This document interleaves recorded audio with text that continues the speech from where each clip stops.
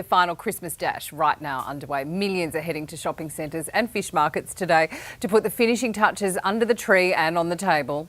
We've got team coverage for you this morning. First to Nine's Bianca Balza at the Sydney Fish Market in Pyrmont. Bianca, quite a queue there all night, we're hearing.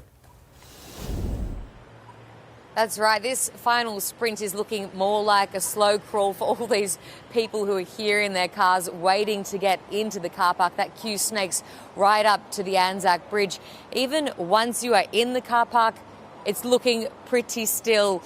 These are some of the 100,000 customers who are coming here to the fish markets to make the most of this 36-hour seafood marathon, with businesses trading here through the night. People coming here to pick up their last-minute prawns, lobsters, oysters, you name it, they've got it here. We've got police here also, and traffic controllers doing what they can to keep things moving smoothly, I should say.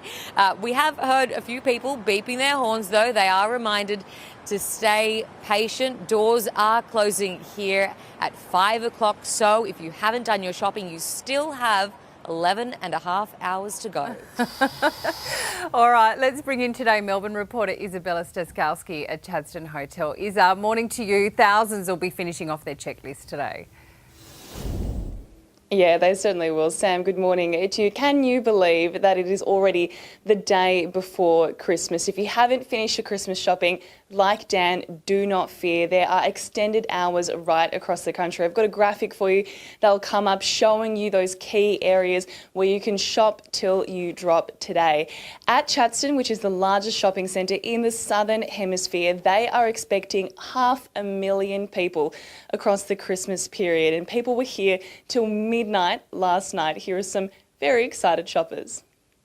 We're actually shopping for a holiday, and we thought we'll take advantage of all the sales. So we had a picture with Santa, with the kids, and it was really, really beautiful, really magical. I like making my family happy, so bringing them gifts and stuff makes them happy, and yeah, I enjoy it. Every year I always say, next year I'm going to come a week out, 2 weeks out. Never happens. So you guys might be wondering why I'm in a robe, why I've got my slippers on. Well, I just want to illustrate for you what people are doing. People are staying here at Hotel Chadstone so they can just walk over to the shops, literally a couple of steps, when they open, so that they can get all of their Christmas shopping in. There are plenty of families here trying to beat that early morning rush and get all the shopping in that they can. And Dan, Sam, I've got a Santa sack for each of you. So Sam, if there's any Christmas shopping you haven't finished, please let me know. Dan, I've got a bit of a list going for your wife, for the kids, and I might even have a few presents for you guys. So plenty of tips later on this morning. What a thing to do, isn't that amazing? But the commitment to the cause that people would do that. My wife's now saying that you can actually sleep in a shopping centre too. So when she says she wants me to take her shopping, yeah, I think this is going to turn into a week-long affair. The bosses are just telling me this is not a condition of your employment in 2025 that you get to do Today Show crosses in a robe. This is a special Christmas edition. Oh, I think that if I could do Today Show crosses in slippers for the rest of next year, that would be really good too. And with a fruit platter. Exactly. Yeah. Well done, Isa. See you soon. Thank you. Let's get some more news now. Here's Maggie. Thanks, Sam. Concerns are growing for the welfare of a 32-year-old Australian soldier following his capture by Russian forces in Ukraine. Vision released of Oscar Jenkins shows him being questioned while bound as he is repeatedly beaten.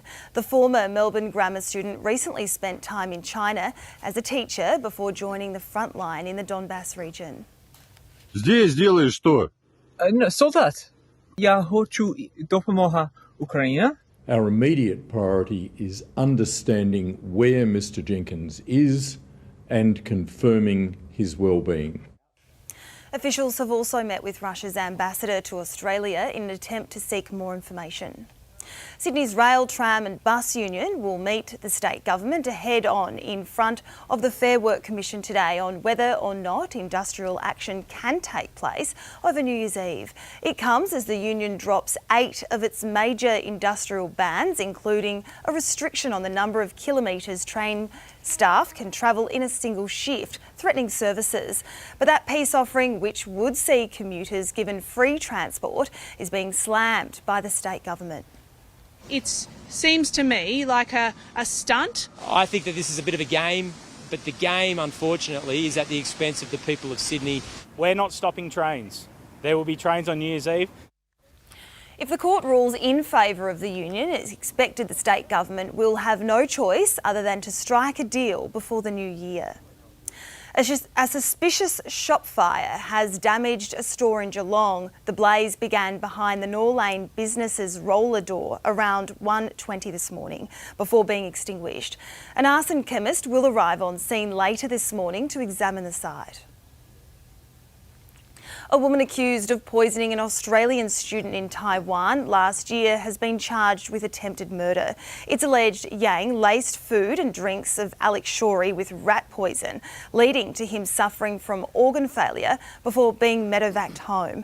Police are also investigating the death of Yang's British husband, who reportedly suffered from similar symptoms. The Prime Minister will head to Northern Territory today to honour the survivors of Cyclone Tracy, a day before its 50th anniversary. It marks 5 decades since the tropical storm devastated Darwin on Christmas Day. Hundreds of survivors and loved ones gathering overnight to reflect and remember. My son's bedroom had caved in on his bed, but we had gotten the children out, wrapped them in blankets and sheltered in the car, which kept getting picked up and put down again. We only lived there just for about 2.5, 3 weeks. We had a 10 weeks old baby. Went downstairs and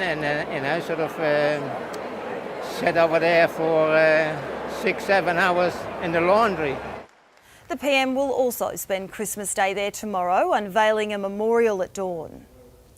And ahead of his trip today, the Prime Minister has thanked emergency service workers along with charity and hospitality staff for their efforts in helping others over the Christmas period. Anthony Albanese also took time during his annual Christmas message to send his best wishes to Defence Force members here and overseas. I want to wish every Australian a very Merry Christmas. For so many, this can be a chance for a well-earned break, spending time with family and catching up with friends. Everyone who has given up their Christmas to help others in our community. You do so much to make this time of celebration and reflection possible. The PM wrapped by wishing everyone a peaceful and joyful Christmas. Broncos star Ezra Mam has dealt another blow, hit with official breach from the NRL over a drug driving crash. Live to Today reporter Andrea Crothers in Red Hill. Andrea, what does this mean for the player? Good morning, Maggie. So the breach will allege that Ezra Mam brought the sport as well as the Broncos club into disrepute when he broke the law. That was when he was driving unlicensed and under the influence of a cocktail of drugs, including cocaine, back in October, ploughing into an Uber, injuring a 4-year-old girl. Now that his court case is finalised, copying an $850 fine, no conviction, as well as the extension of a suspended licence, the NRL has now handed down this breach. So what does it mean? Well, it's unclear exactly what punishment the 21-year-old could be up for. The NRL keeping that tight-lipped until Ezra Mam does respond to it. It is understood, though, that the Broncos will accept whatever penalty does come their way, standing by the 21-year-old. Maggie. Andrea, thank you.